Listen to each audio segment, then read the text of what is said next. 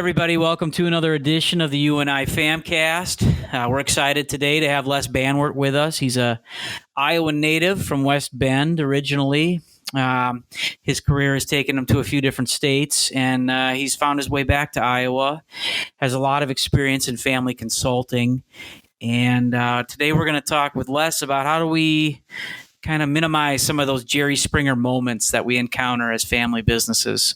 So, Les, if you could, maybe introduce yourself a little bit, give us a little background on what you've been doing, what you've been up to, maybe what brought you back to Iowa, and we'll go from there, all right? Yeah, that's great. I'm still consulting with family-owned businesses. As a matter of fact, I had about 3 phone calls today with family businesses. I started working with family businesses when I started with Arthur Andersen. And my entire career with Arthur Andersen, I was a tax partner. And I worked with family businesses for 25 years there. And then after that, I had one of my clients ask me to head up a family office for him, and I headed that up for 13 years.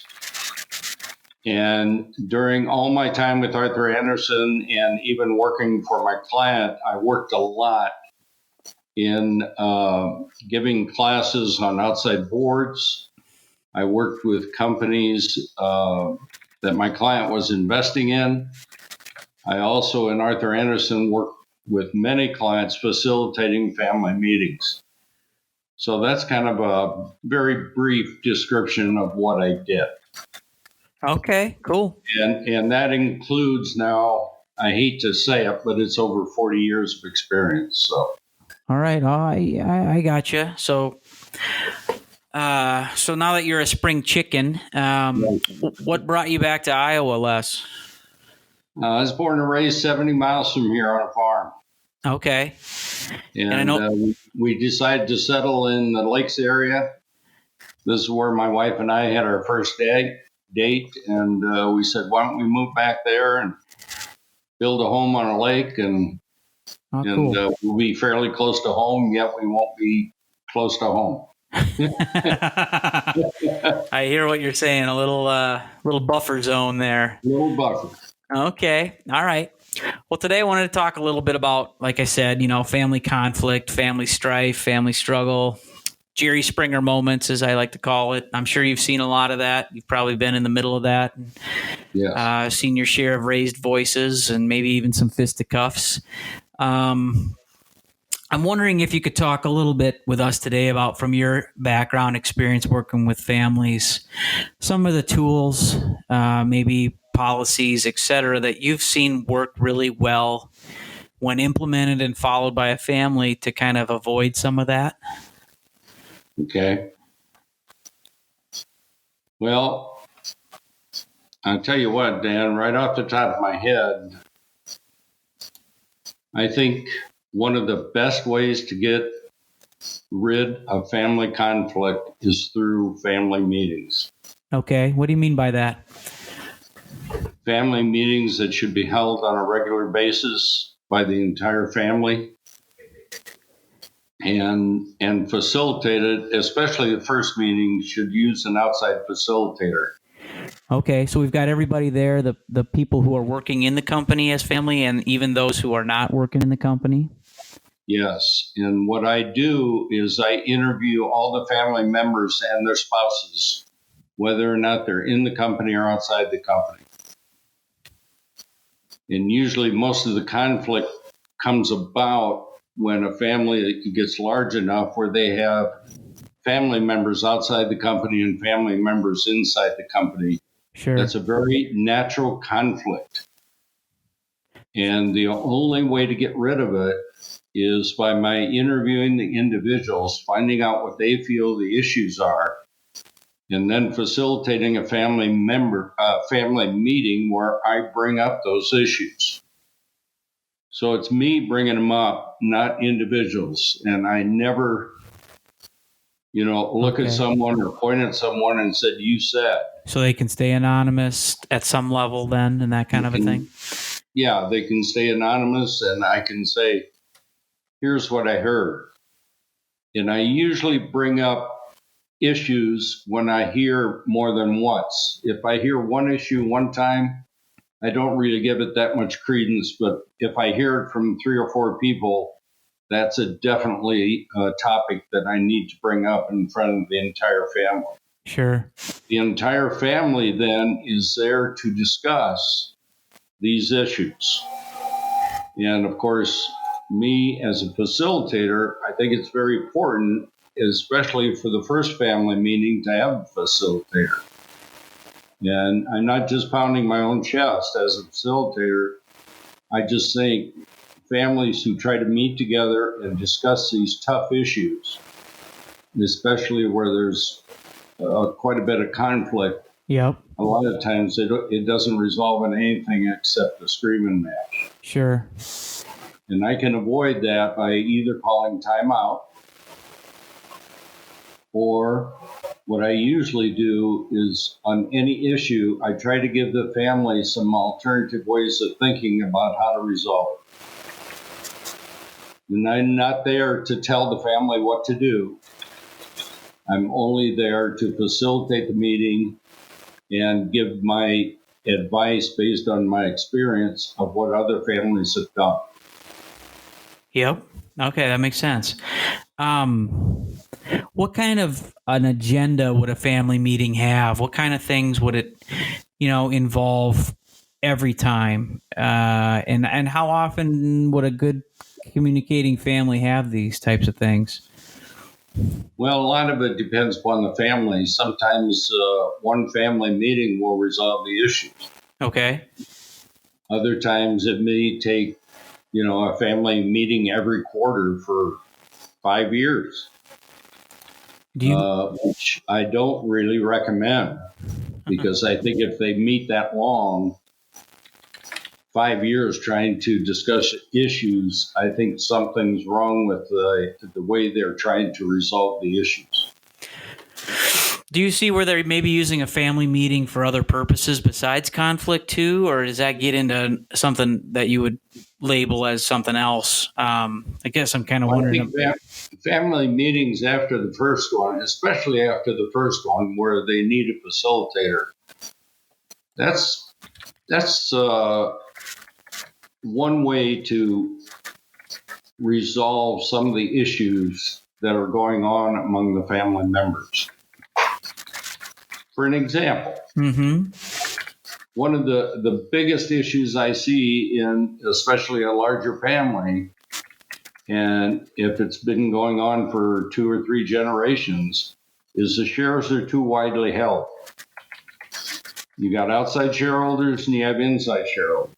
Outsiders are those that are not involved in the business day to day, but are still considered or still owners, right? And the problem is the outside shareholders are wondering what's going on in the business.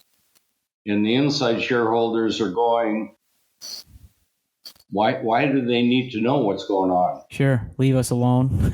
Yep. Well, basically, if they're an outside shareholder, they have two responsibilities. They have the right to vote their shares if it's voting shares, and they have the right to the financials. Yep. Too many outside family members think they have the right to walk into the company office and ask people what they're doing and why they're doing it. And that is absolutely a no-no. So this is what I can get across to them in the first meeting. Okay. And sometimes people take my word for it, and it makes a lot of sense to them, and they probably don't need another family meeting. Or if they do need another one, they can do it on their own. Or maybe they ask me to come back one more time. It all depends upon the family, the size of the company, and the size of the family. Sure. What other kinds of things do you see families use to, avoid conflict down the road? Maybe some intentional things that they do to make sure that we don't have trouble down the road type of deal. Well, I think constantly meeting with each other resolves a lot of issues when they meet face to face rather than talking a corner about someone else. Sure. Outside boards really help. All right, let's talk about that for a little bit. So at what point do I decide, do I think about, so sometimes I think the pushback on an outside board is just that they're outsiders. I don't want them knowing about our company doings, our dirty laundry, our profitability or lack thereof. I don't want somebody who's not family knowing about family issues. I see that as the airing of, or at least the opportunity or chance for the airing of dirty laundry, and I just assume keep that out, out of the hands of the outsider type of thing. I think that's maybe a big part of it. Another big part of it might be I'm going to lose control of this board, and they're going to be the ones telling me what to do with my own company, and I'm not going to stand for that either, type of thing. So we hear things like that. What's you come in there as the voice of reason, Les. What are you talking about to them to kind of ease those concerns and talk to them about why this is a good idea? Well, first of all, any business that has any sales, whether or not it's profitable or not, should have an outside board. And when I talk about an outside board, I'm talking about family members, and for smaller companies, maybe plus one outsider. Okay. If they then feel they would like to have another outsider, let that one outside board member help them find the other one. The biggest mistake most families make is they put on their board someone they know. Yep.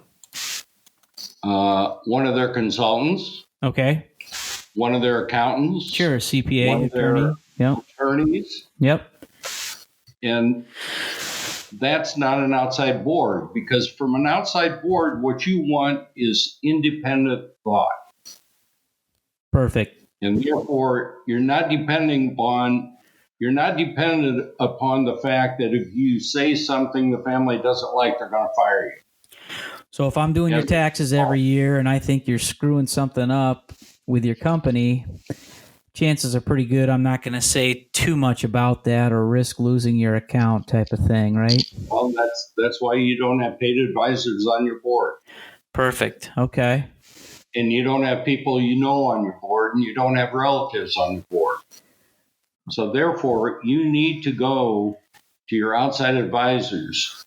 And first of all, you don't tell them what type of person you want. You don't tell them who to hire as an outside board, who they should hire.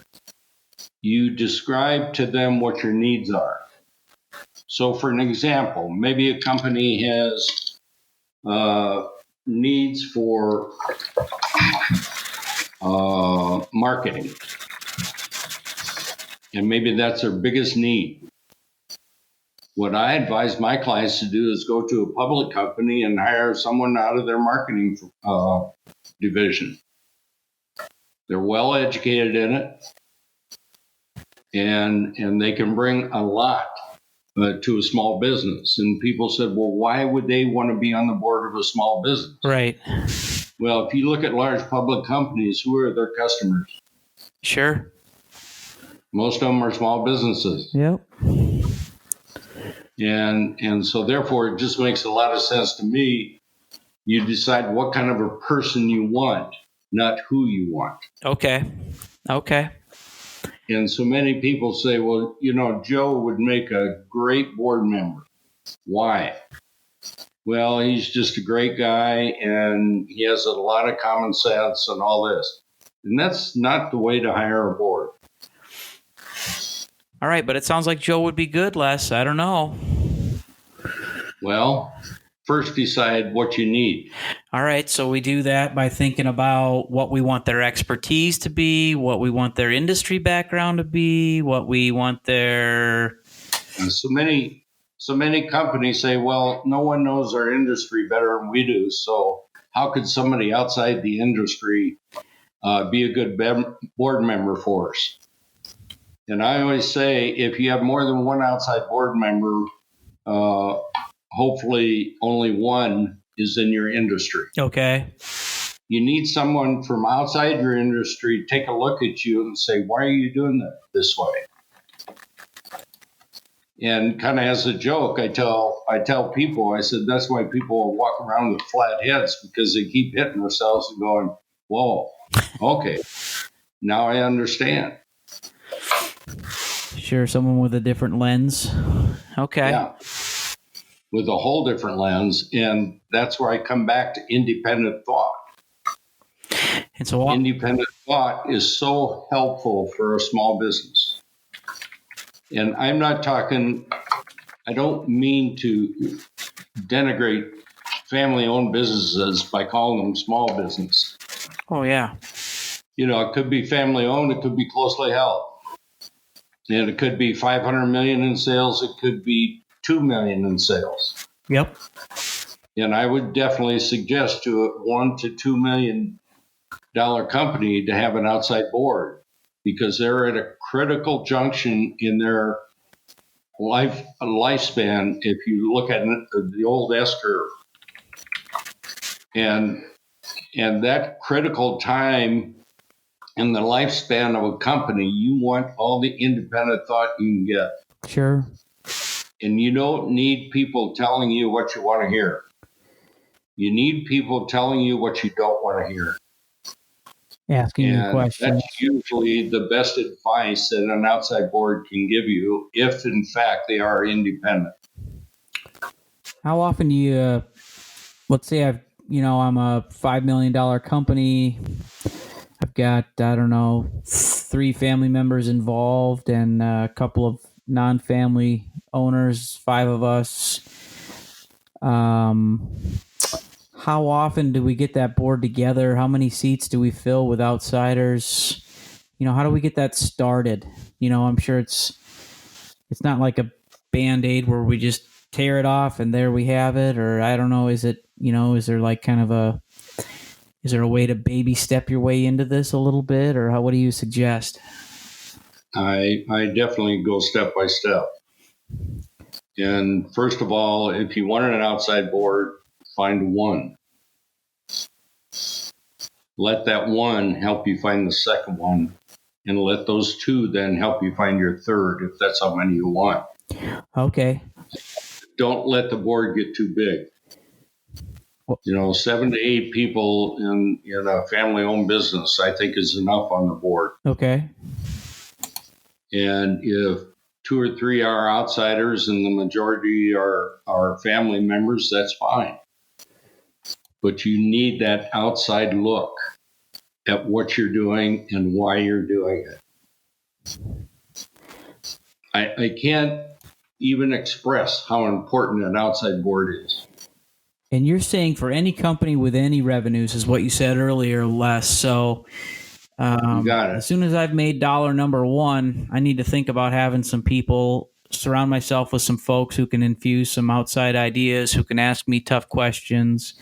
Not only me, but the rest of my team, or whatever it might look like, or my family. Is that kind of what you're talking about? That's right. Because with an outside board, a lot of times you have some of your top management people come into the board meeting to report. Yep. They can also be very helpful with that, analyzing what kind of people they are, whether or not they're really capable, or if they're more than capable, great. Make sure you don't lose them. This type of thing. Perfect. How about with that outside board, we're getting them together, we're going to buy them a meal, we're going to go wherever we're going to go, have a rented room somewhere, whatever we're going to do. What do we have on that agenda? What kinds of things should we expect the board to want to know? Should we be prepared to share with the board? And then what things should we be asking from the board? I tell the families that I represent, you share with them everything. All right. If you hide a couple of major issues that is going on with the family, that board is going to give you bad advice, because they don't know about those hidden issues. Sure. That's why it's important that you share everything with them. And most outside board members have probably run their own business or are still owning their own business. and they know what the meaning of confidentiality is.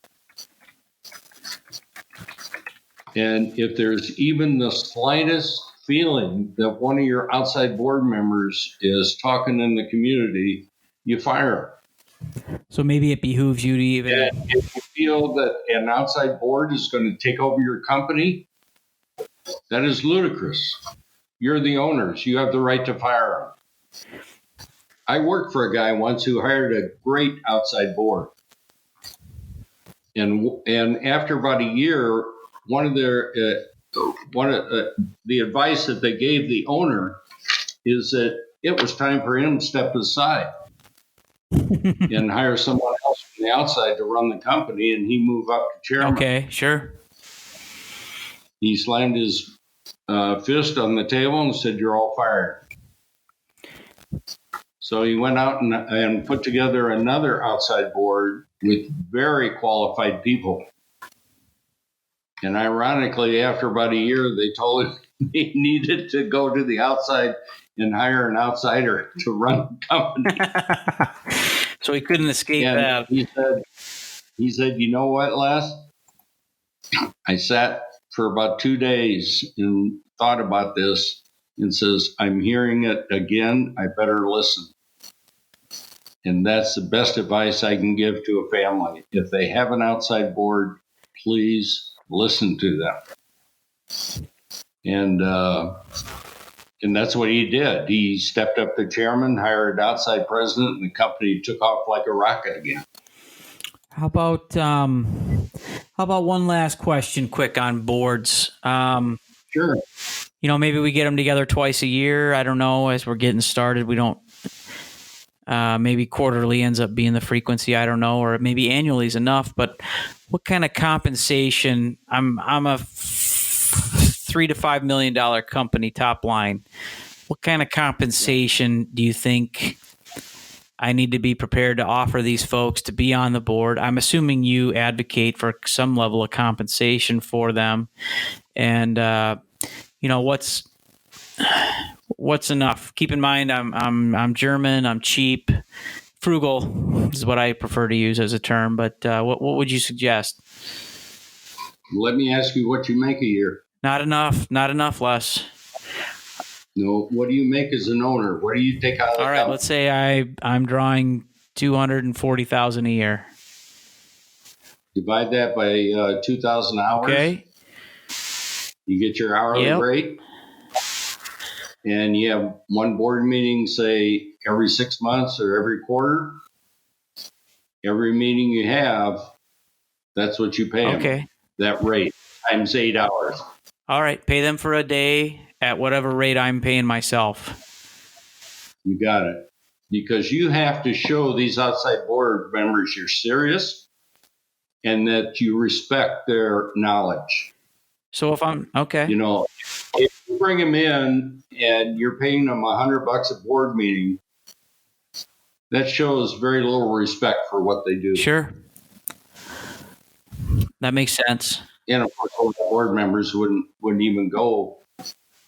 Probably. Well, I shouldn't say that. Most board members are so willing to help out other companies; it's unbelievable. I agree. They're too willing, maybe, with their time. Yeah, and any board member that asks one of the first questions they might ask is, how much money are you going to pay me? That's a board member you don't want. All right. Who do I want? What kinds of questions are those people asking? They'll ask about the family. Okay. They'll ask about the company, and they'll ask you why you think you need an outside board. Perfect. Sweet. And if their answer is, we need some independent thought in this company, we just need some oversight. But going back to one other question you have, the first board you set up, people are afraid. Owners are afraid. I don't know what it means. I don't know what to do. I don't know how many to hire. And my answer always to them is, hire your first one. Just hire one. Right. Dip your toe in the water, huh? and you'll see what the benefit after 1 year is, and then go after maybe another one. And that depends upon the size of your company and the size of the family. Okay. Perfect. All right. I think we've solved all the world's problems today. What do you think, Les? Well, I don't think we did, but that's a good. We're getting there.